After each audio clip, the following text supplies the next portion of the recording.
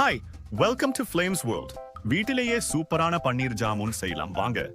முதல்ல 100 gram soft பன்னீர் எடுத்து நல்லா துருவிக்கோங்க. பிறகு டம்ளர் வச்சு நல்லா நசுக்கி மென்மையான மாவு மாதிரி பதத்துக்கு கொண்டு வந்துடுங்க.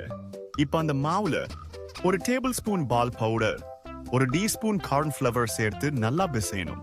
அதுல வீட்டில் செய்த ரோஸ் சிரப் இல்லனா ரோஸ் மில்க் எசன்ஸ் கொஞ்சமா சேர்த்து நல்லா பிசையணும். இது வாசனையும் நிறத்தையும் கொடுக்கும். 10 நிமிஷம் ஓய்வு கொடுங்க. தட்டுல கொஞ்சம் நெய் தடவி உங்களுக்கு விருப்பமான சைஸ்ல உருட்டி வச்சுக்கங்க. பாத்திரத்தில் 2 கப் சர்க்கரை, 4 கப் தண்ணீர் சேர்த்து கொதிக்க விடுங்க. கொஞ்சமா பால் ஊற்றி சர்க்கரையில் இருக்கிற அழுக்கு மேலெழும். அத கரண்டி அல்லது வடிகட்டி வைத்து எடுத்துடுங்க. இப்ப உருட்டி வச்ச பன்னீர் ஜாமுனை கொதிக்கிற சுகர் சிரப்புல போட்டு 20 நிமிஷம் மூடி வச்சு மெதுவா கொதிக்க விடுங்க.